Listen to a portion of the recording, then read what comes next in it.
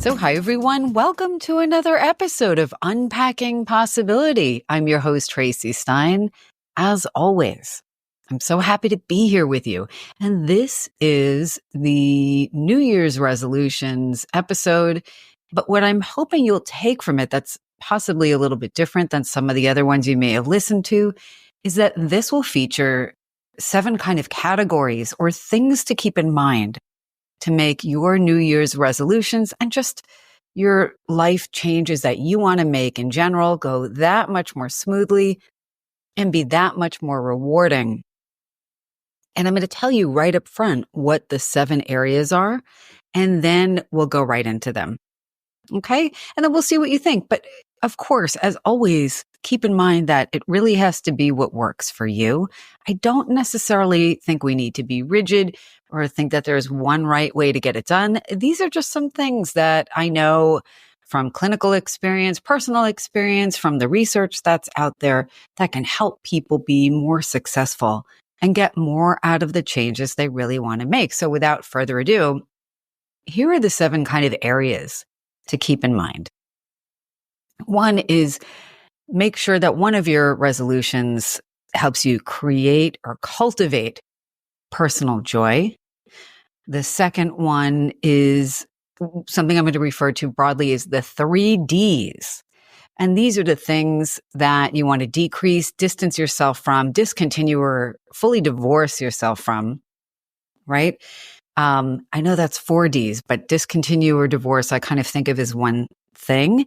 And we'll get into that in a moment because just like we want to increase some things in our lives, we do well to pare some things back or down. And the third one is make a resolution that helps you get growing, right? Number 4 is make a resolution that helps you reclaim your peace and really help your brain kind of take a break from the things that tend to stress it out. Number 5, make some sort of resolution that helps you embrace the gift of the present.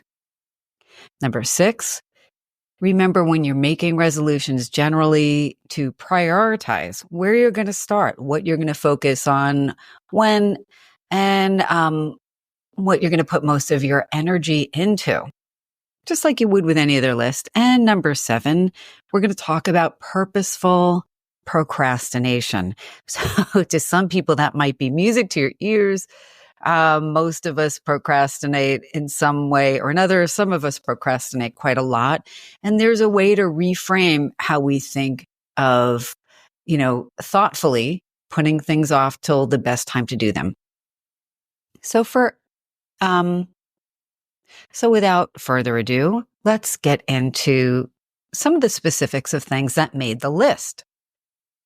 So joy. Number 1 is do something that creates or cultivates joy in your life. Now, there are certain people who are really good at seeking joy and making sure that that's a consistent part of their lives. But a lot of us feel like there are so many other things to do, so many things on our to-do list, and it's hard to make time or feel like it's permissible to make time to create joy or invest time or energy or money into that. But, joy is important. We are only here in these human forms for a certain amount of time. None of us really knows exactly how long that will be for. And we are wired to want and need joy in our lives. And there is nothing wrong with cultivating joy. I know right now we are in a world that feels as tense and overwhelming sometimes as it has ever been. There are many places in the world where things are awful right now. And I don't even really want to get into it, but you know what I mean. And sometimes we could feel like if other people are suffering that we shouldn't dare seek joy. We can be a force for good in the world. We can care about other people and still cultivate moments of joy in our lives. things that bring us joy. And joy will be sometimes tied into a lot of other things like finding purpose, right? How fortunate if you are somebody whose work or your hobby, or there's something about your daily life that brings you joy already. Now, joy can be something that comes from very simple things, but very personal ones. It can be something like shifting our attitudes so that I've used this example before, but we are in the grocery store line and we drop something and a complete stranger helps us pick up our groceries that have maybe fallen off the conveyor belt or out of our cart and onto the floor. And we can experience joy in that moment. And what you'll find is that joy and gratitude often come together, and that's really important. These things are very good for our own mental health. It makes us nicer to be around as well. Joy can be saying, I'm going to make an extra half an hour in my week or even in my month to spend time with a child or a grandchild who's important, right? And be present. And we'll get into the present part a few items down.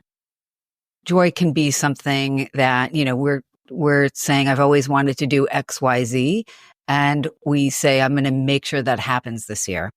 You get to decide what that's going to look like for you. But we're meant to be joyful. We're meant to find joy in simple moments, as well as some of the bigger things in our lives. Please allow yourself to experience joy. And if you can create a New Year's resolution that helps you do that, so much the better. Okay.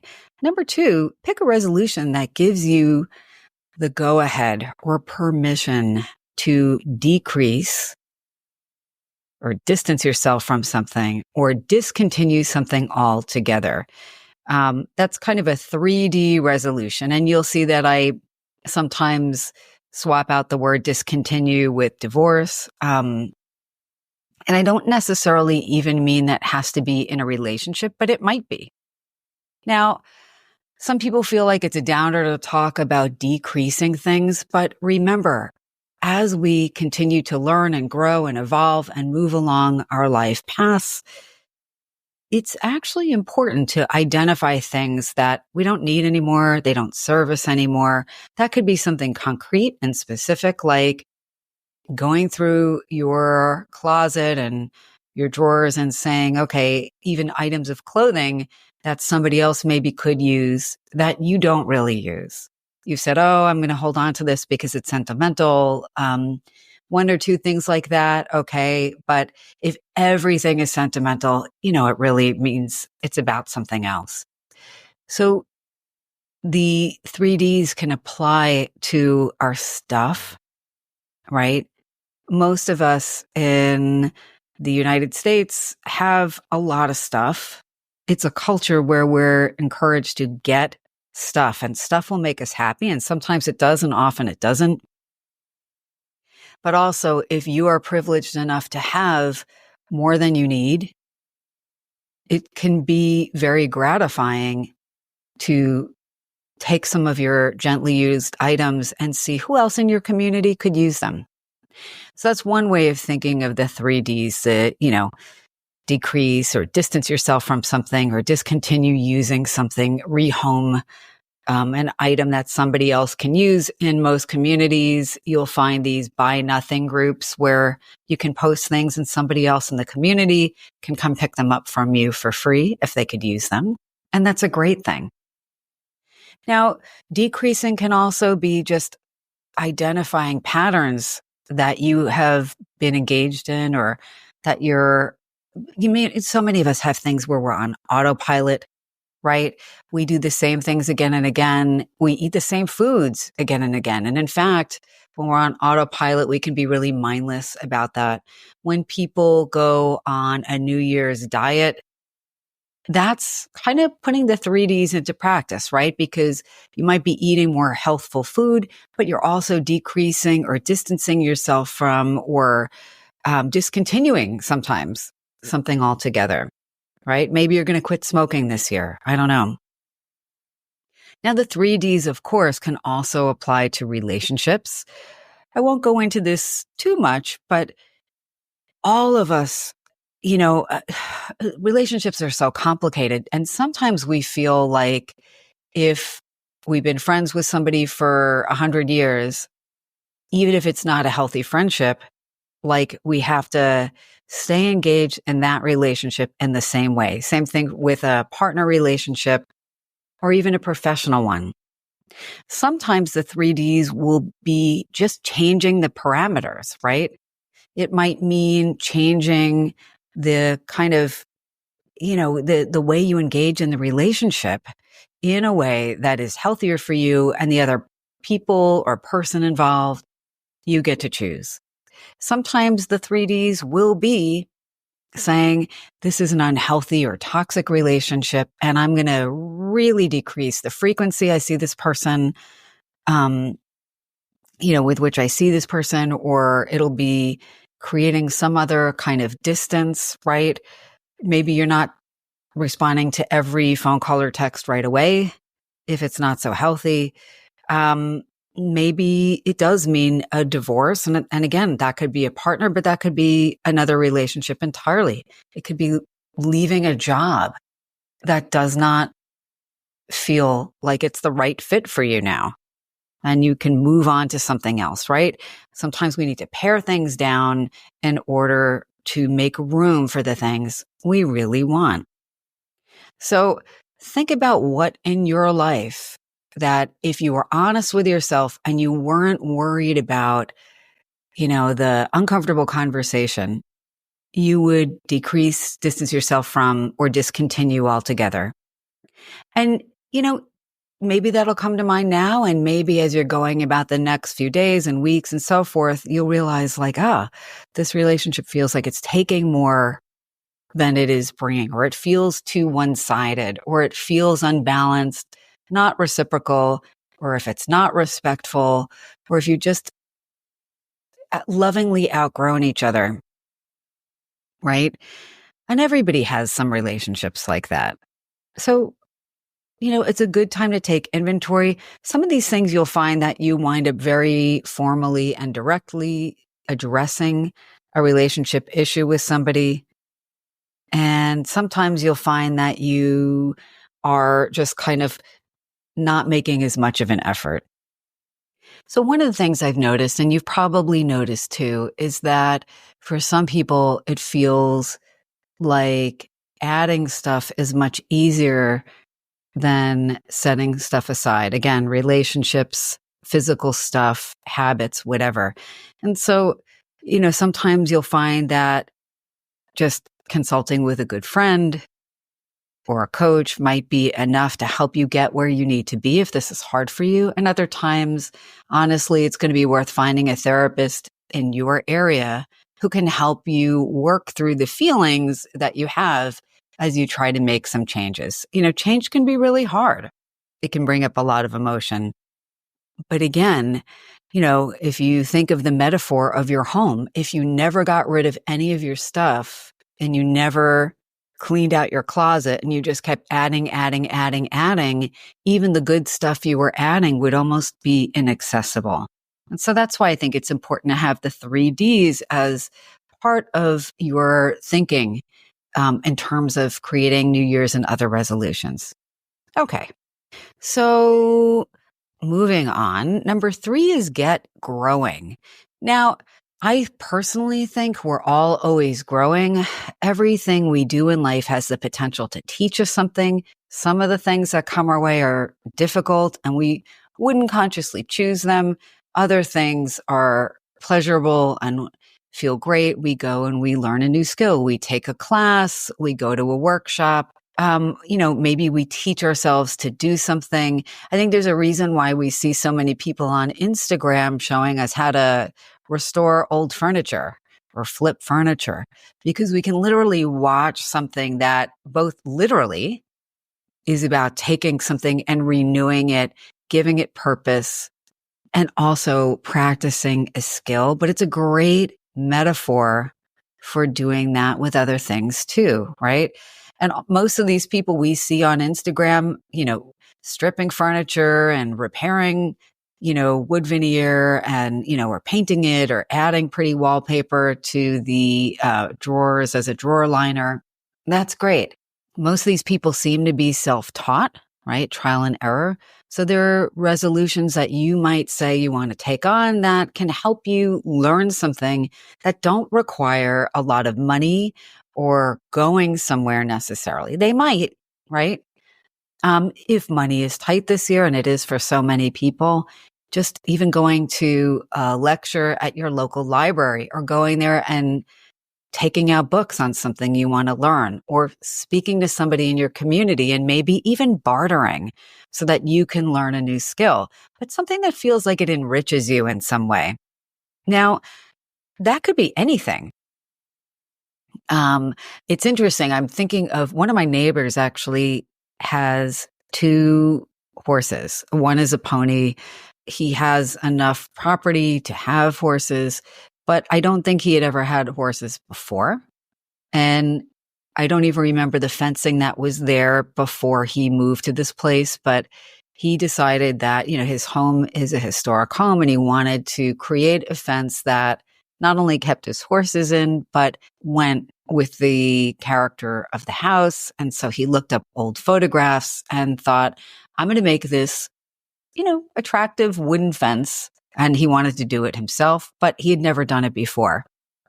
And very conveniently, his next door neighbor grew up on a farm. His family is still, they're still farmers.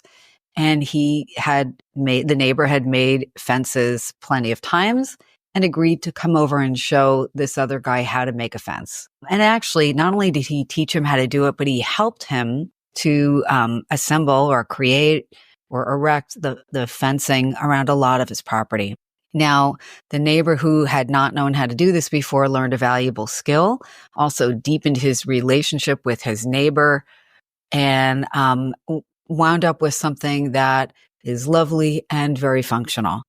So that is a way to get growing. And it may or may not be the way you get growing, but you'll know because a part of you will think, oh, if I only had the time or if I only had the money to do this, I would want to get better at XYZ or learn about this particular thing.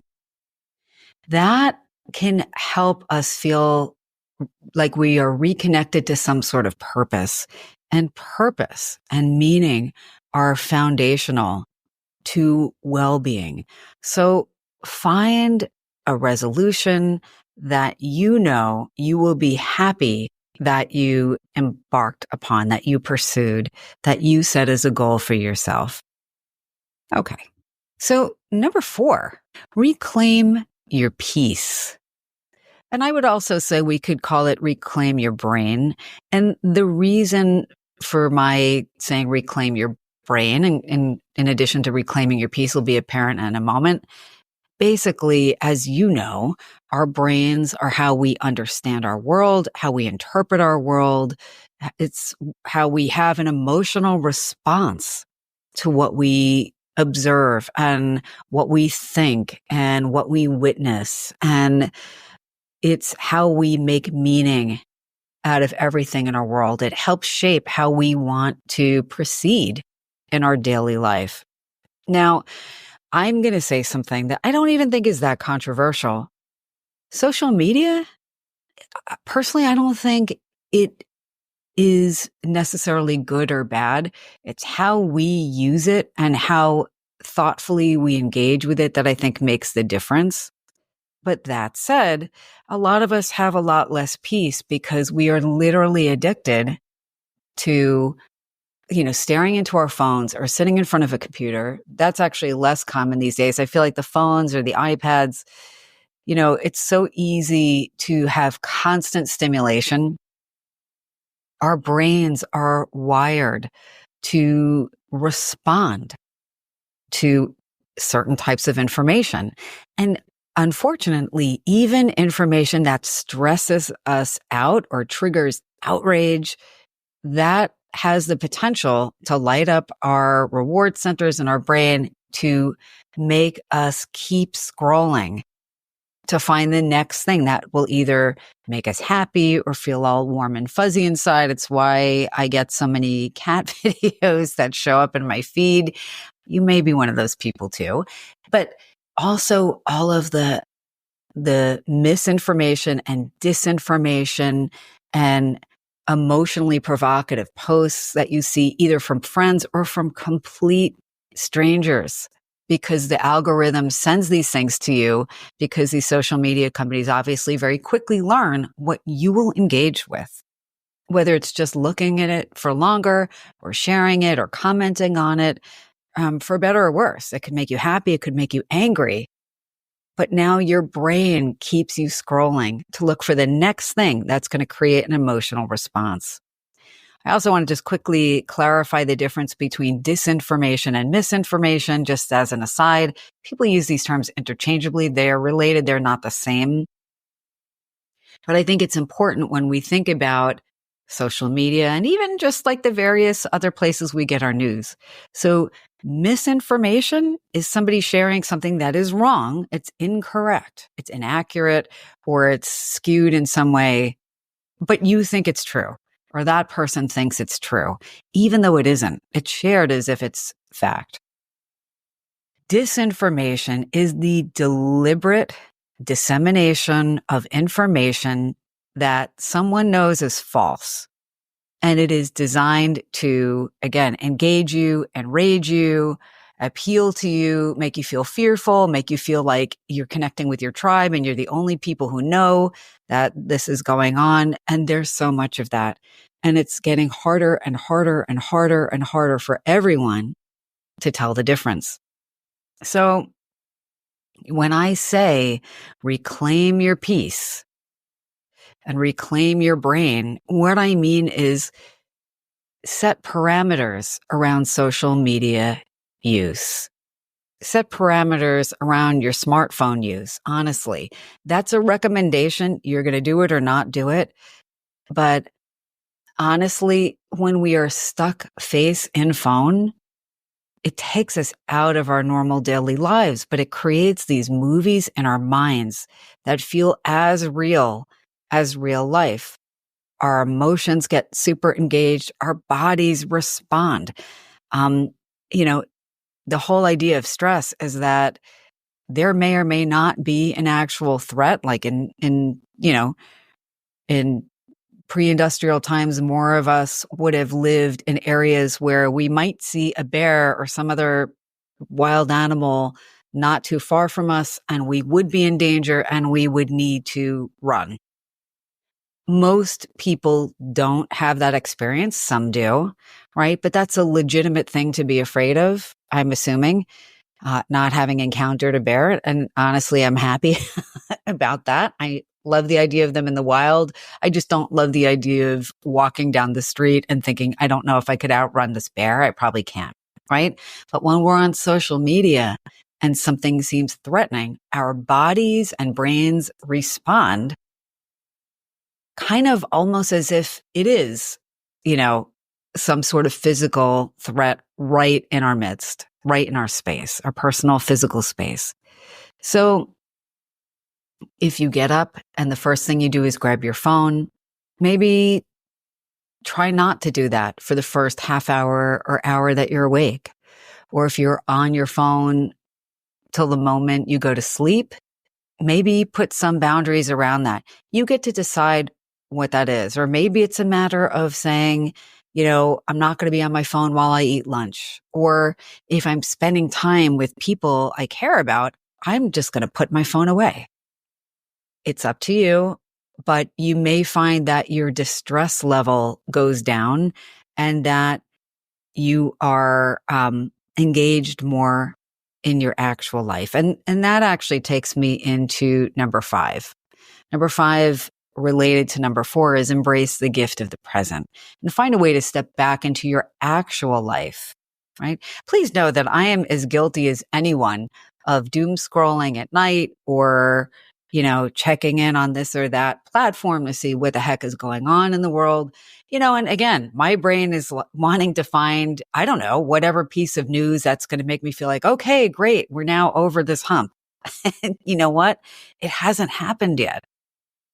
So being in the gift of the present, remember, that's where our lives actually happen. That's where everything takes place.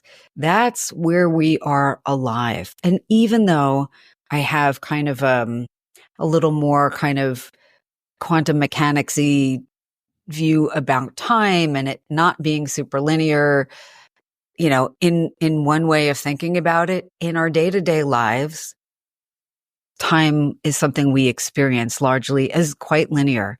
The past, we reminisce about it. We feel guilty about it. We wish we'd done something differently. Whatever it is, it's gone for all intents and purposes. I know I've said this before. The future, we're going to worry about it. We're going to plan for it. Maybe we'll feel like, oh, things will be good. I will be happy when XYZ thing happens in the future. But in every moment, our lives are marching on. And when our faces are buried in a computer or our phones or on video games or, whatever, and I'm not slamming any of those things. Anything can have its place. But if more of our time is spent engaging in the virtual world and less in the actual interpersonal world, in the moments we actually are bodily present for, life goes by awfully quickly.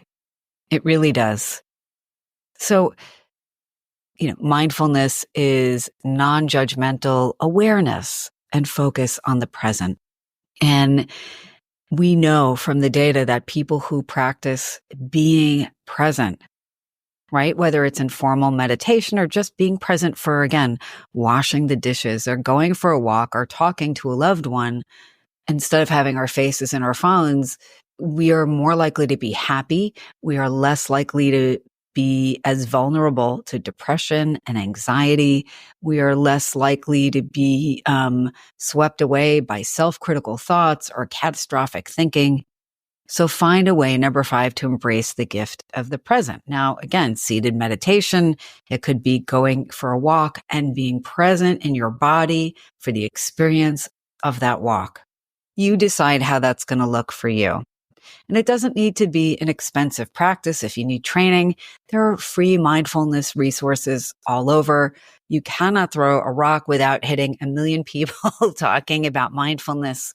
So I know that it's doable and it's not about it being perfect, but find a way to pull your awareness into the now. Okay, I know. So number 6, prioritize. So you're going to come up with a list. I'm going to come up with a list. It might be formal. It might not be. But I think the thing that happens is we hit the new year and we think about all the things we'd like to be different. And, for a lot of people, that's, shaving off a few of the pounds we gained during the holidays. Listen, life is meant to be lived. It's dynamic. It's okay to have an ebb and flow to things, right? But if that's one of your priorities and you want to make it a priority, great, start there. If your priority is to get better organized, start there. If your priority in your list of however many resolutions is to find a job that is a better fit for you, or undergo some training that you think you might need or want, decide what's most important and what you would feel most proud of at the end of this coming year, if you had achieved it or made progress towards it. Maybe that's a better way of thinking of it. So prioritize. Because you know what? Most of us make a whole bunch of to-do lists. Most of us have goals. There's a reason why a lot of them keep hitting the same resolution list every year. And it's okay. I don't think life is about frantically going through and making sure to check off everything on every list all the time. You'll know what's most important for you. Start there. Give yourself the opportunity to be successful because that success is very reinforcing, right? Decide, if nothing else on your list got fully checked off, what would make you the happiest to have addressed or just made progress on. Okay. So number 7, and the last thing on this list, is create a schedule. or a timeline for starting and working toward your resolutions and goals. Now, I also refer to this as purposeful procrastination. It's not exactly the most accurate way of thinking of it, but I know I got your attention. So many things we wind up calling procrastination if we schedule them for a different time, a later time. But, similar to number 6, prioritizing, it's really important to decide what it is you want to focus on now. And when you're focusing on something very intensely, other things will necessarily be scheduled for another time. Sometimes there are things that we really don't need to attend to until a little bit later. Now, of course, if you're a student and you have a huge paper due on December 15th and you don't start it till December 14th, that's inadvisable. Don't do that. And you know that. But maybe you wouldn't do it the first day of classes. Maybe you wouldn't try and finish it within the first week of school, because there would be other things you want to focus on with sooner deadlines or things you need to learn in order to work on this big project. And that kind of example applies to a bunch of other things as well, even social things, right? So, again, as I've mentioned before, I had my parents' 80th birthday party at my home over this past summer. It wasn't enormous, but it was still an event, and there were enough people here that it required planning. So did I start thinking about what kind of food I'd want to have and who would be on the guest list and whether this would be inside or outside ahead of time? I did. So 6 months before, I was thinking about that. I was letting people know when we were thinking of having this party and encouraging them to book flights and so forth. But that said, I probably didn't decide on the final menu till maybe 6 weeks before or a month before. I didn't need to. I know that might seem like a silly example to some people, but you can think of other projects, other tasks, other things you want to work on that maybe you wouldn't start right now. If you have to do work around your house and it's the dead of winter and it's outdoor work, maybe you can't start until the snow thaws. But maybe you could be planning for it or talking to people who could help you complete the project. Or maybe you could be budgeting ahead of time. You get what I'm saying. So purposeful procrastination, I'm really talking about scheduling, creating a timeline, deciding when you're going to work on things, and doing so in a thoughtful way. So again, the list 1 through 7 is cultivate personal joy, do the 3 Ds, decrease, distance, or discontinue or divorce from something. You decide what things you need less of so you can make room for more of the really good things you want to bring into being. Number 3, get growing. Number 4, reclaim your peace and your brain. Number 5, embrace the gift of the present. Number 6, prioritize. Number 7, engage in purposeful procrastination, otherwise known as scheduling. I hope this is helpful. I wish you peace, joy, good health, connection with people you love and who love you, and all good things in the new year and in general. This has been another episode of Unpacking Possibility. If you enjoyed the episode, of course, please do remember to like, share, follow, tell a friend, leave me a comment. Let me know what you want to hear more of. And as always, thank you for listening and be well.